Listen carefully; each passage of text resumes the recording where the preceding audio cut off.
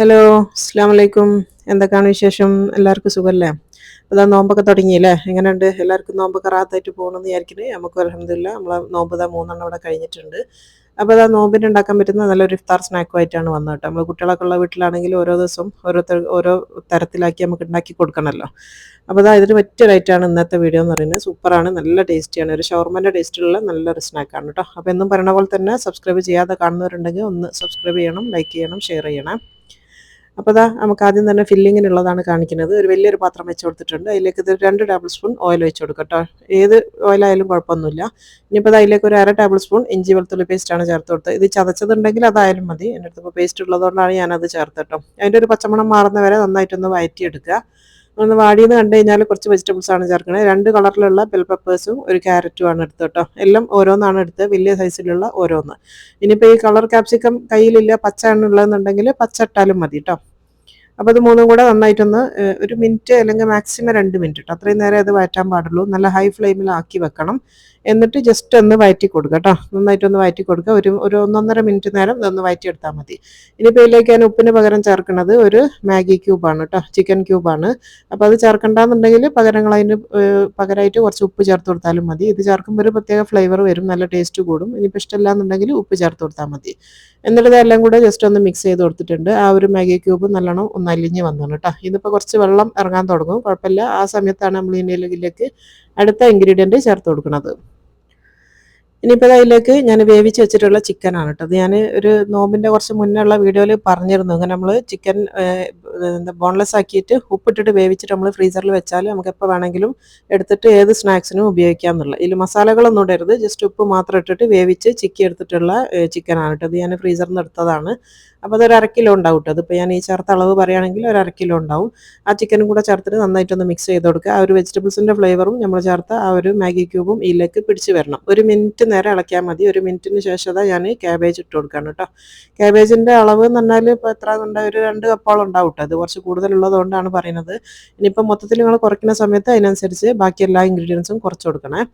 അപ്പോൾ 2 കപ്പോളം ക്യാബേജ് ഇട്ട് കൊടുക്കുക. ലാസ്റ്റേ ക്യാബേജ് ഇടാൻ പാടുള്ളൂ. കാരണം എന്താണെന്ന് വെച്ചാൽ ക്യാബേജ് ഒന്ന് ചൂട് തട്ടണ സമയത്ത് തന്നെ പെട്ടെന്ന് അങ്ങ് വാടിക്കുഴഞ്ഞു പോകും. അപ്പോൾ ഇതിൽ ചേർത്ത എല്ലാ ഇൻഗ്രീഡിയൻസും നമുക്ക് വെജിറ്റബിൾസൊക്കെ നല്ല ക്രഞ്ചി ആയിട്ട് കിട്ടണം. അതുകൊണ്ടാണ് ഒരുപാട് നേരം ഇട്ടിട്ട് വഴറ്റരുത് എന്ന് പറഞ്ഞിട്ടോ. ലാസ്റ്റ് ക്യാബേജ് ആഡ് ചെയ്ത് കൊടുത്താൽ മതി. ജസ്റ്റ് ഒന്ന് മിക്സ് ചെയ്തതിൻ്റെ ശേഷം ഞാനിത് അതിലേക്ക് ഒരു 1/2 ടീസ്പൂൺ നല്ല ജീരകത്തിൻ്റെ പൊടിയും 1 ടീസ്പൂൺ കുരുമുളക് ചതച്ചതുമാണ് ഇട്ട് കൊടുക്കുന്നത്. കുരുമുളകിൻ്റെ പൊടിയോ അല്ലെങ്കിൽ ചതച്ചത് ഏതായാലും കുഴപ്പമില്ല. ഇനിയിപ്പോൾ അതൊരു 1/2 കപ്പ് മല്ലിച്ചപ്പ് അരിഞ്ഞും കൂടെ ഇട്ട് കൊടുത്തിട്ടുണ്ട്. ഞാനിപ്പോൾ ഇല മാത്രമാക്കി അരിഞ്ഞെടുത്തതാണ് കേട്ടത്, തീരെ തണ്ടില്ലാണ്ട്.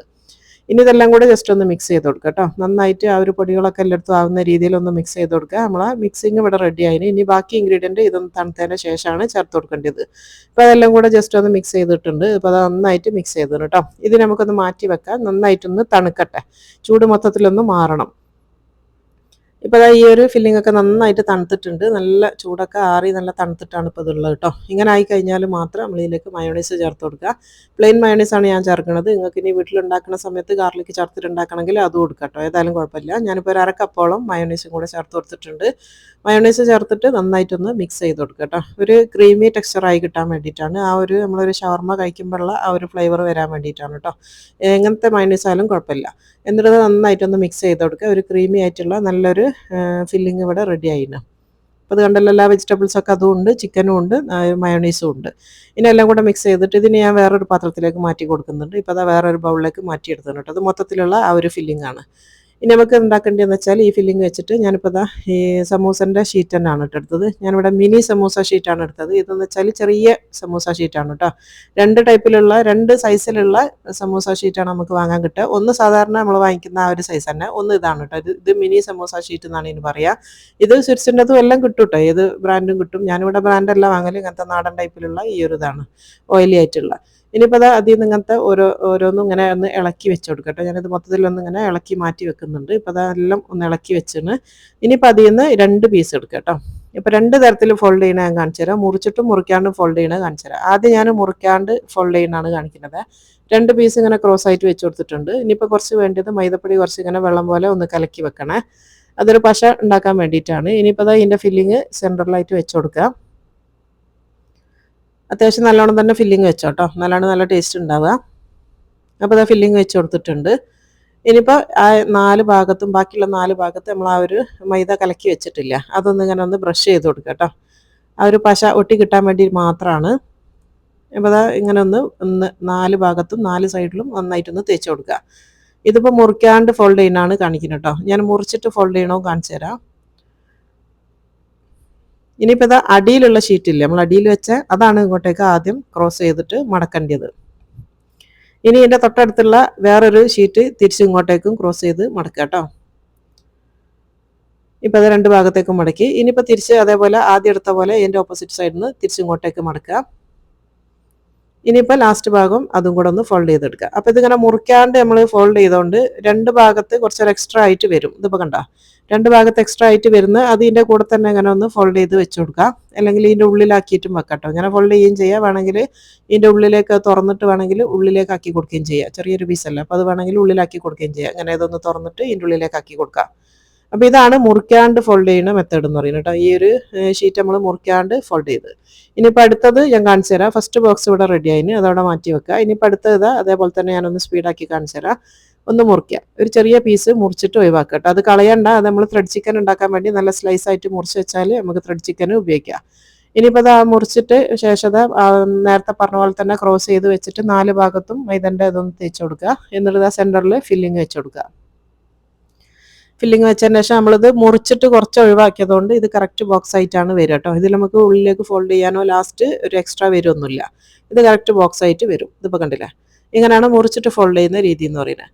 ഇപ്പോൾ അത് കംപ്ലീറ്റ് ഞാൻ എല്ലാം ഇതേപോലെ ബോക്സ് ആക്കി വെച്ചിട്ടുണ്ട്. ഇത് ഒന്നുകിൽ നിങ്ങൾക്ക് ഇങ്ങനെ തന്നെ ഫ്രൈ ചെയ്ത് യൂസ് ചെയ്യാം. ഞാനിപ്പോൾ ഇവിടെ ഒരു കോട്ടിങ് കൊടുത്തിട്ടാണ് ഫ്രൈ ചെയ്യുന്നത് കേട്ടോ. അല്ലെങ്കിൽ നിങ്ങൾക്ക് ഇങ്ങനെ തന്നെ ഫ്രൈ ചെയ്യണമെങ്കിൽ അങ്ങനെയും ചെയ്യാം.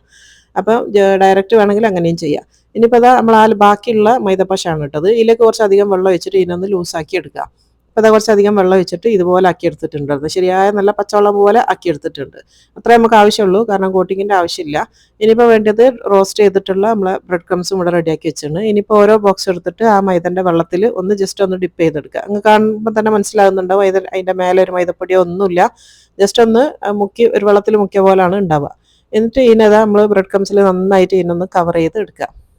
അപ്പോൾ അത് 4 ഭാഗവും നന്നായിട്ട് കവർ ചെയ്ത് എടുക്കുക. ഇനിയിപ്പോൾ നമ്മൾ ഈ കട്ട്ലേറ്റൊക്കെ പോലെ തന്നെ പുറം ഭാഗം ഒന്ന് ക്രഞ്ചി ആയിട്ട് ഒരു എന്താ പറയുക ബ്രെഡ് ക്രംസിൽ മുക്കിയ ആ ഒരു ടേസ്റ്റും കൂടെ വരാൻ വേണ്ടിയിട്ടാണ് ഇങ്ങനെ ചെയ്യുന്നത്.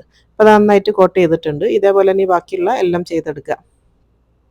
ഇപ്പോൾ അത് കംപ്ലീറ്റ് ഞാൻ ആ ഒരു മസാല കൊണ്ട് ഉണ്ടാക്കിയ ഫുള്ളാണ് ഇട്ടത്. ഞാനിത് 3 ലെയർ ആക്കിയിട്ട് ഇടയിൽ പാച്ച്മെൻറ്റ് പേപ്പർ വെച്ചിട്ട് ഇതേപോലെ ചെയ്തെടുത്തതാണ്. ഇത് നിങ്ങൾക്ക് അപ് ടു 1 മന്ത് വരെ ഫ്രീസറിൽ സൂക്ഷിക്കുകയും ചെയ്യാം കേട്ടോ. ഇനിയിപ്പോൾ അത് ചൂടായ എണ്ണയിലേക്ക് ഇട്ട് കൊടുക്കുക. പിന്നെ ചെറിയ തീയിലായിരിക്കണം പൊരിച്ചെടുക്കണം കേട്ടോ. കാരണം തീ കൂടിപ്പോയാൽ നമ്മൾ പുറം ഭാഗത്തുള്ള നമ്മൾ ബ്രെഡ് കോട്ട് ചെയ്തത് അങ്ങ് കരിഞ്ഞു പോവുകയുള്ളൂ. ഉള്ളിൽ നമ്മൾ ഫോൾഡ് ചെയ്ത് വെച്ചതുകൊണ്ട് ആ ഒരു ഷീറ്റ് ഒന്ന് വെന്ത് കിട്ടാനുള്ള സമയം കൊടുക്കണം. ഇപ്പോൾ ചെറിയ സിമ്മിലാക്കി വെച്ചിട്ട് കുറച്ച് സമയം എടുത്തിട്ട് തന്നെ പൊരിച്ചെടുക്കുക കേട്ടോ. പുറം ഭാഗം കരിഞ്ഞു പോകരുത്, അതുകൊണ്ടാണ് ചെറിയ സിമ്മിലാക്കണം എന്ന് പറഞ്ഞത്. നന്നായിട്ടൊന്ന് കളറ് മാറുന്ന വരെ കുറച്ച് സമയം എടുത്തിട്ട് രണ്ട് ഭാഗവും നന്നായിട്ടൊന്ന് പൊരിച്ചെടുക്കുക. തിരിച്ചിട്ട് കഴിഞ്ഞാൽ കുറച്ച് വെയിറ്റ് ചെയ്യണം കേട്ടോ. എന്നാലാണ് ഉൾഭാഗമൊക്കെ നന്നായിട്ട് ആ ഒരു ഷീറ്റ് വെന്ത് കിട്ടുക. ഇപ്പോൾ അത് 2 ഭാഗവും ഞാൻ നന്നായിട്ട് വേവിച്ചെടുത്തിട്ടുണ്ട്. ചെറിയ തീയിലിട്ടിട്ട് നല്ലോണം അപ്പുറം ഇപ്പുറമൊക്കെ നന്നായിട്ട് മൊരിച്ചെടുത്തതാണ് കേട്ടോ. അപ്പോൾ അത് കണ്ടല്ലോ, നന്നായിട്ട് വെന്തിട്ടുണ്ട്. ഇനിയിപ്പോൾ നമുക്കിത് എണ്ണയിൽ നിന്ന് കോരിയെടുക്കാം കേട്ടോ. അടിപൊളിയായിട്ടുള്ള ഒരു ഷവർമ ബോക്സ് ആണിത്. സൂപ്പർ ടേസ്റ്റിയാണ്, നല്ലൊരു ഫില്ലിങ്ങും ആണ്. അതേപോലെ തന്നെ ഉണ്ടാക്കാനും ഈസിയാണ്. നമ്മൾ കുഴച്ച് പരത്തി മുറിച്ച് അങ്ങനെയൊന്നും ഉണ്ടാക്കേണ്ടിയില്ല. നമുക്ക് ഷീറ്റ് ഓൾറെഡി നമുക്ക് വാങ്ങിക്കാൻ വേണ്ടി കിട്ടും. അപ്പോൾ സുഖമാണ് ഉണ്ടാക്കാനും. പെട്ടെന്ന് ഉണ്ടാക്കാൻ പറ്റുന്ന ഒരു സാധനം തന്നെയാണ് കേട്ടോ. പിന്നെ ഒരുപാട് ഉള്ളി അരിയൊന്നും വേണ്ട, ബാക്കിയുള്ള സാധനങ്ങൾ അരിയാൻ കേട്ടോ. ഉള്ളി അരിയുന്നതിന് പകരം നമുക്ക് പച്ചക്കറി അരിയാനുണ്ട്, അത്രേ ഉള്ളൂ. ഉള്ളി ഇല്ലാത്ത ഒരു സ്നാക്കും കൂടിയാണ് കേട്ടോ. ഇതിൽ ഞാൻ തീരെ ഉള്ളി ഇട്ടിട്ടില്ല.